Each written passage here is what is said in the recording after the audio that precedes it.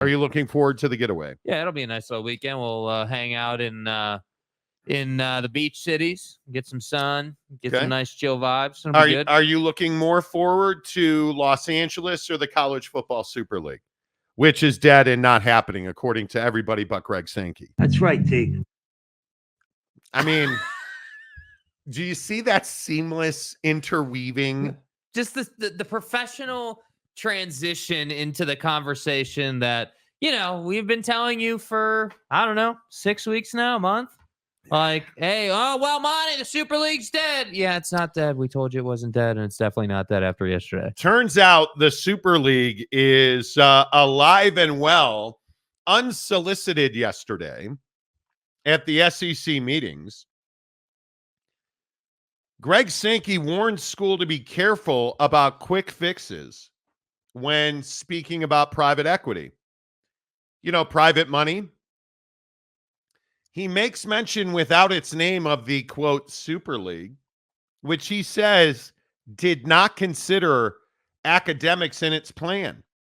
In my experience, those involved in private equity want to be paid back. Well, isn't that interesting? And I think it brings up a very interesting question about, is the Super League happening? And I think it is. When you have arguably the most powerful person in college athletics talking unsolicited about something, my guess is that it is being worked on a daily basis in the SEC and across college football. The Super League is on a path to being reality. And I know a lot of people don't like that. And I know a lot of people find it to be controversial. I'm telling you, it's not controversial at all. The Super League is inevitable, and it is necessary in these times where, for better and usually and almost always for worse, we all love to sue people and we like to be litigious. Well, watch what you wish for, right? You won your lawsuits, but what was the unintended consequence of winning your lawsuit? That more private money was needed because more revenue was needed, and the TV companies are tapped in their TV contracts. We've talked about it for years now. There's no more TV money.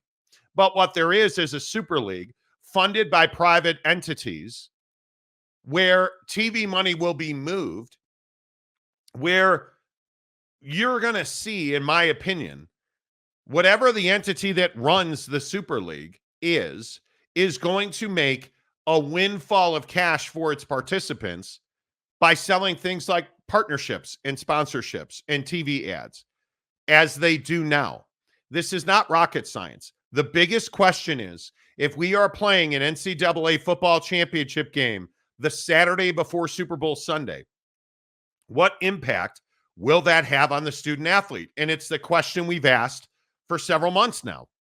If we are playing, Super League playoff games in January, all month long, on multiple levels, at multiple sites at the same time, how is that going to affect the student athlete who, at some level, something else we've talked about regularly, at some level has to be competent in the classroom? How do you make that a mandate, and how do you support that football player being competent in the classroom? And Jake, I do not think that it was accidental that Greg Sankey, unsolicited, brought up the academic component of the College Football Super League. I mean, I just don't know how you avoid it. I think the hard part with the Super League is that financially it makes a lot of sense for athletic departments and for college football, but you still have the classroom side of the conversation, and I don't know how that's going to get worked out yet. And this is the part of the conversation where I think the leaders in college football have to get together and decide, how they want to, first how they want to view the classroom, because I think that's an important piece. A lot of people will tell you, is the classroom even all that important? Because at this point, the private money that wants to get involved in college football, as Sankey said, isn't even considering the classroom. They're simply saying, hey, we're giving you $1. We expect to make $5 back, right? Like, we're investing in your product. We want to make money back. And so that's great for college, football. That's awesome. Like, more money, obviously. But then what happens if, someone's not eligible to play? What happens if, there's a bunch of X factors that you sort of have to work through. So the classroom absolutely matters. I just don't know how they're going to, how they're going to work that in and how they're going to get, coverage if a kid is not able to play because of the classroom. And furthermore, I would say, how do you say to a kid, hey, well, you're this incredible football player and you're going to the league and you're everything anybody would ever want. And frankly, you're the reason the private money is getting involved.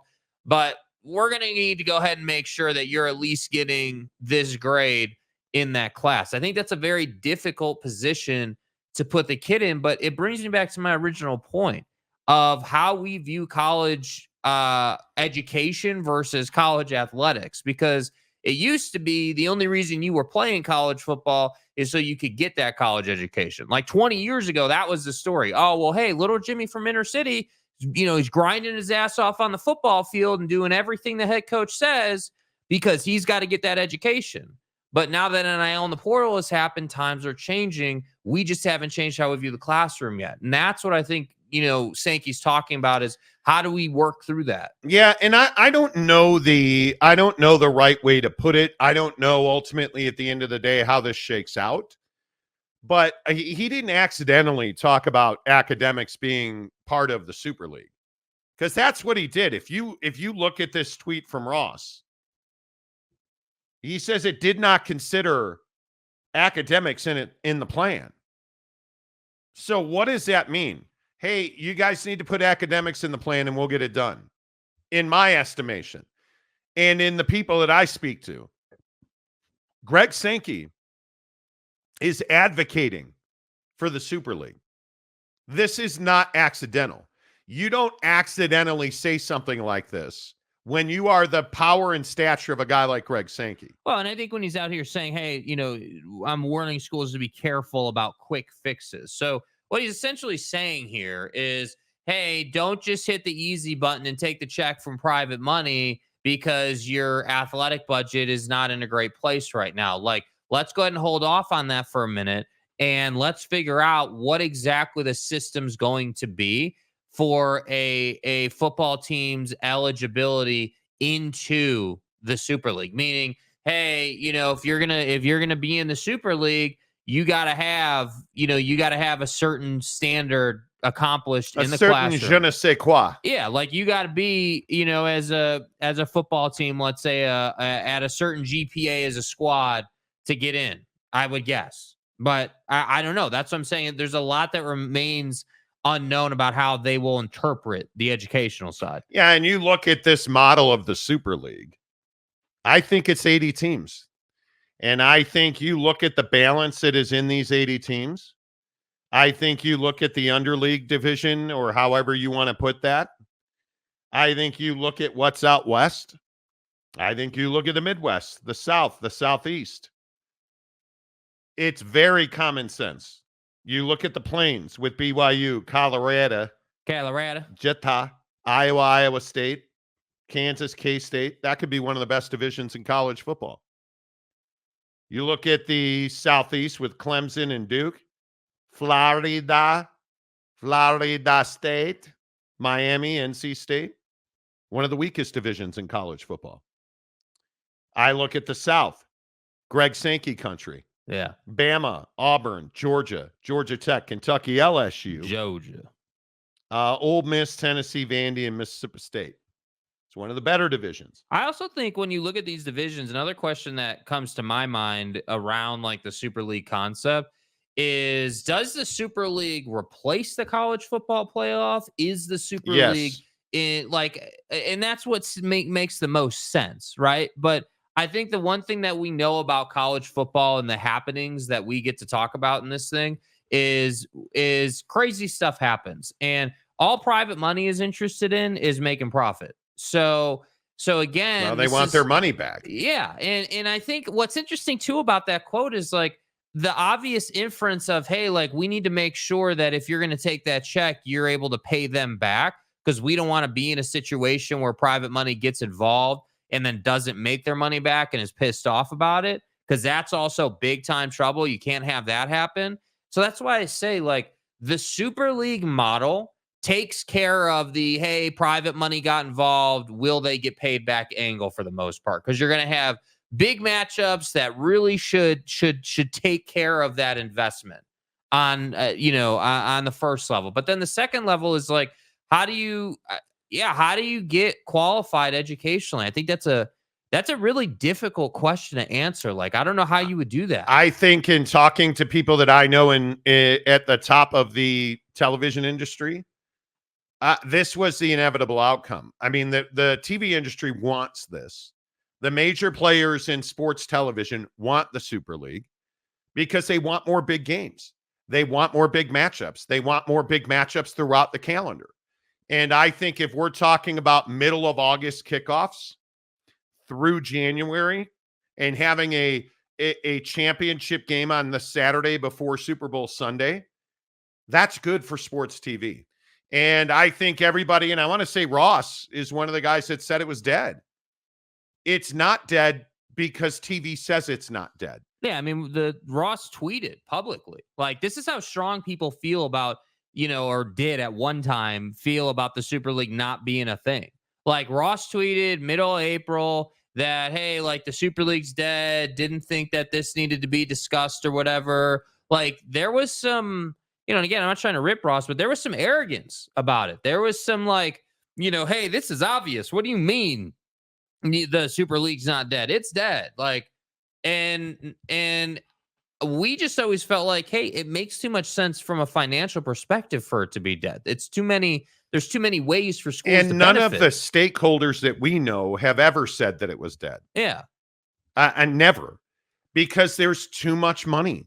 There's too much revenue. And everybody got this boner Stay hard over, oh man, you guys, you money. They signed the college football playoff TV deal. It's over. It's not over, because a contract is simply two entities agreeing on terms. And if the entities agree that that contract is no longer in their best interest, that contract can go away. oh Now, what that tells you is that ABC and ESPN are going to be the home of the college football Super League. Right. I don't think there's any doubt about that. But if you also believe that one TV stakeholder is going to be the entirety of the college football Super League, you're crazy. Because again, remember what we've been telling you, they're going to model this after the NFL.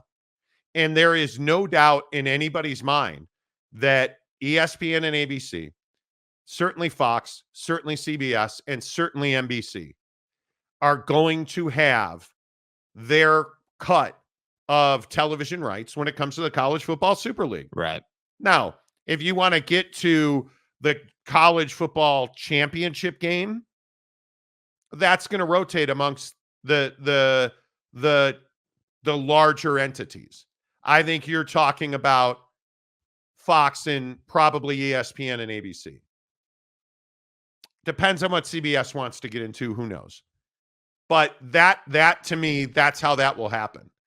And I think you look at how this will change. It simply means that there won't be college football conferences anymore. Now, does that mean the SEC ceases to exist? Not by any stretch of the imagination. It simply means that you are going to not have SEC football anymore. It means you're not going to have Big Ten football anymore, Big 12 football anymore, but you're going to have basketball, stick and ball sports, track and field.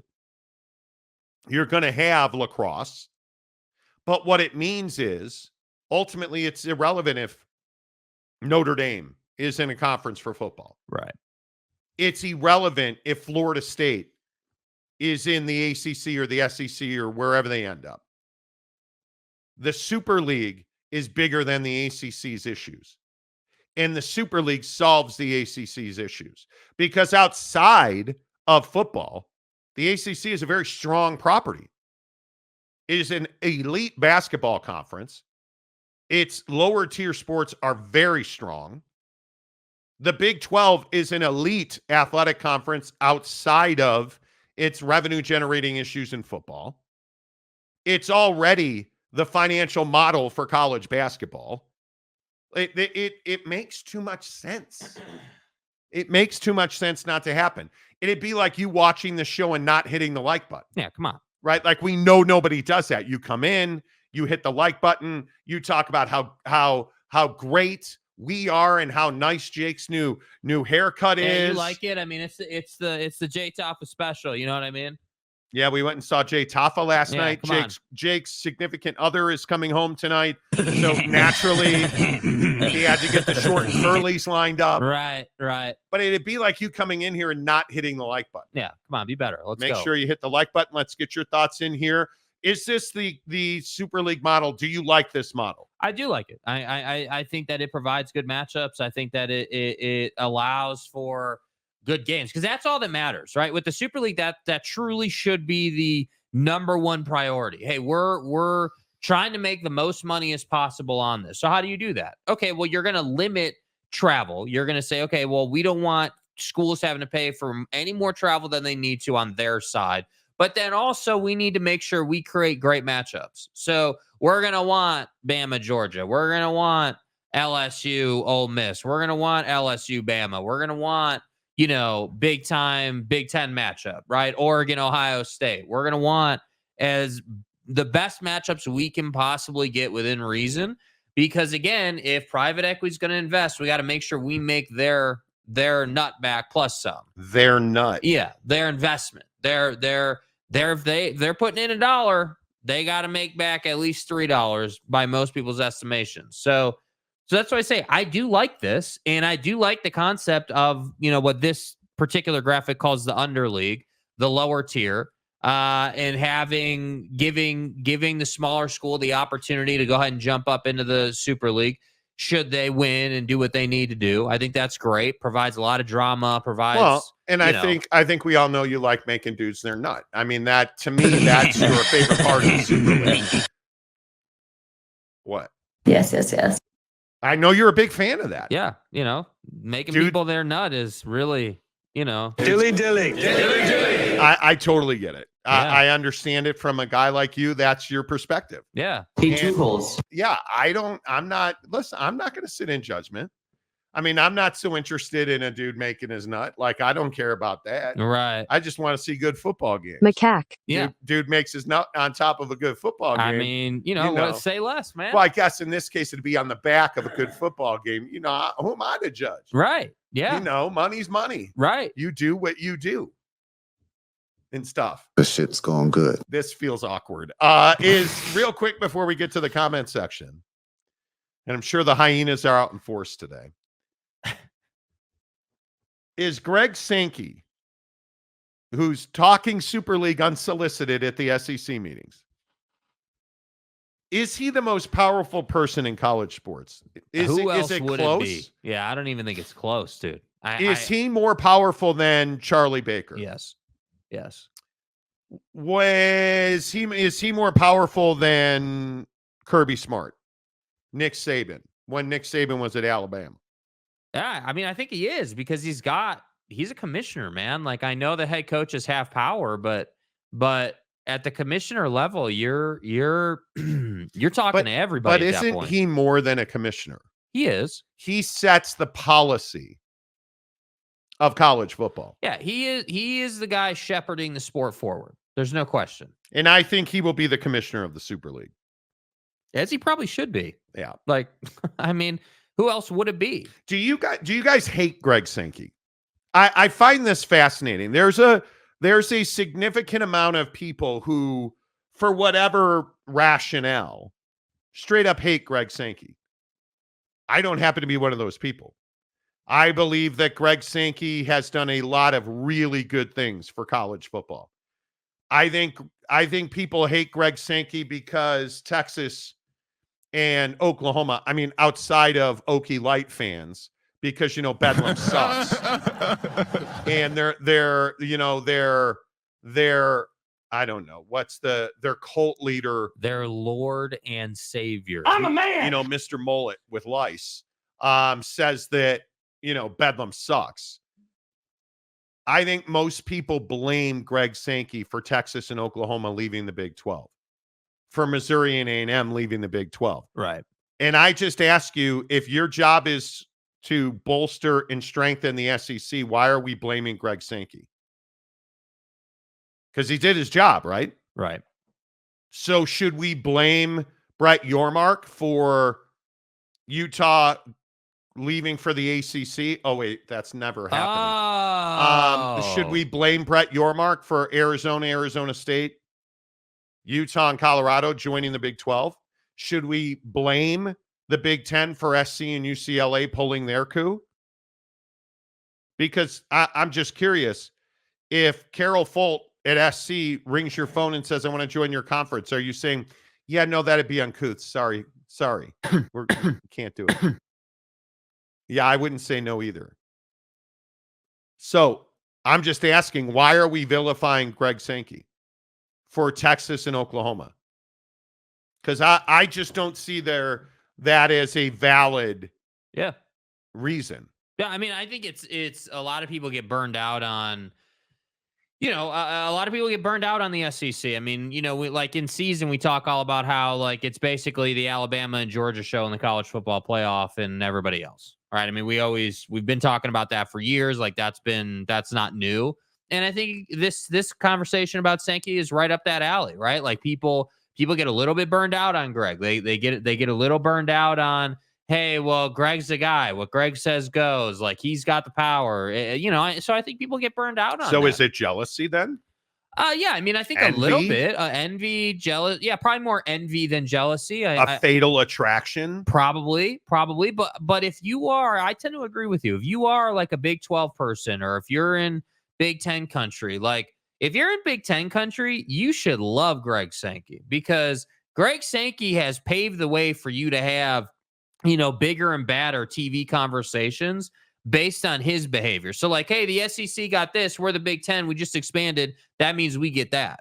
I mean, that he's helping you. And as far as the Super League's concerned, it is going to be the SEC and the Big 10 for the most part. Obviously, the Big 12 will have schools in there, but the whole point of the Super League is the biggest and the best matching up to make people money. And as far as I'm concerned, those teams reside in those two conferences, like 90% of them. So you can not like Greg Sankey, but the reality is he deserves a lot of credit for, again, the word I always use is shepherding his conference into a power position and understanding, hey, like Texas and Oklahoma are available. What can we do? So then isn't Brett Yormark just the scourge of the earth? Well, I don't know that he's the scourge of the earth. Sure he is. I mean, he got one of the, the hottest basketball prospects, to come in and sign in Provo. I just can't believe that, he has betrayed every other school that wanted Demon to, what is it, Igor or whatever the hell his name is. Who the fuck is that guy? Arguably going to be the number one pick in the draft a year from now. Right. Wow, Greg Sankey, you failed. Brett Yormark, you are just a POS for that kid signing at BYU. How dare you do the right thing by the school and the conference? Whatever. Damn it. I am tired of good business. The hell out of here with that. Right? Like, so for everybody, and I'm just guessing that there will be some folks that are like, Greg Sankey's Satan. Screw him. He is just the scourge of college sports. Okay. Texas calls you and they tell you that Sark and all of his empty whiskey bottles want to come to the SEC. Probably too personal of a shot there. I don't give a piss about nothing but the Tide, baby. They tell you that Oklahoma, who, like it's their job, beats the crap out of Okie Light in Bedlam. And it sucks. That Oklahoma wants to join your conference. Right. He's supposed to say no. Monty, let me Monty, I've had enough of this bullshit. Let's just clarify that if Texas calls the SEC shouldn't pick up that telephone. No. So wait, but I thought you told me Texas sucks and they're not back. So you should be happy that they left the conference, right? Monty, don't you start with these facts and shit. Why don't you fuck off? You would, so let me just, if Georgia and Alabama, by comparison, Right. called Brett Yormark. Hey, Brett, it's Kirby Smart, all SRT over here. Yeah. Heard you got some really flat, straight, well-paved streets there in the flyover conference. Flyover. Would just love to have the Bulldogs grace your truck stops there in the Big 12. We show up. Kirby, I'm sorry. I would love to talk to you about this, but it would be uncouth. And, you know, here in the trucks flying over conference, we just would never disrespect Greg Sankey like that. And I'm sorry, we can't welcome you as the preeminent Georgia team. And we don't have dog parks, so the Bulldog would just crap on your rug. And Stanley Steamer, while a partner here, you know what I'm saying. It's really nice to talk to you, Kirby. All right. That's what fucking ticks me to fuck off. You watch for the 5-0. Put some radar detectors in those Dodges, okay? All right, we'll talk to you soon. That's what Brett Yormark should do. Hey, it's Alabama calling. It's Kalen DeBoer, and would love to share some Buc-ee's with you at a truck stop. I don't give a piss about nothing but the Tide, baby. Nope, sorry, can't do it. We're loyal to Maverick over here in this conference. You know, You're of course you're taking the phone call. So this idea that Greg Sankey, Monty, I've been telling you, it's not Greg Sankey's fault that Texas and Oklahoma left. It's Mike Gundy's fault. that's what they do. Because he hates happiness and good things like rivalry games. So should probably take some comments All right. here on the morning program presented by our good friends at Prize Picks, prizepicks.com. Back on the schneid. Okay. Back on the schneid. Yeah, I took a day off because I lost 4 in a row. And Back on the schneid, Monty. yeah, so I'm gonna have to get back on it tonight. And you know, yeah. So I know how much we all love, adore, and appreciate Anthony Edwards. I took a flyer on Anthony Edwards, who was at 49.5 points, rebounds, and assists last night. And I want people to understand, right, that I took the under. 49.5. watch it. Did he have 50? No. He had 49. Yeah. Chicken dinner, mother. And I would also point out that I counted on Kai Rizzle to come in under the 28.5 point rebound and assist number on Prize Picks last night. So I took less.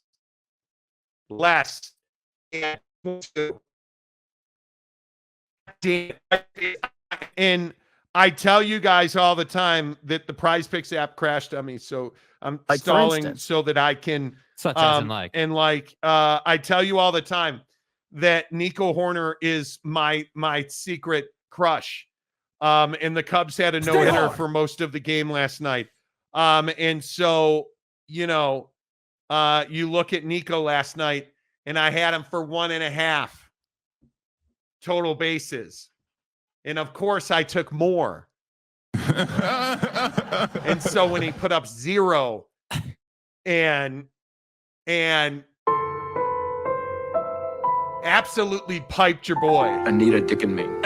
Absolutely piped me. I just want to say thanks, Nico, for absolutely nothing. Jag off. 2 of 3, $31.25. That's a solid night, though. Yes, it's a solid. Solid night.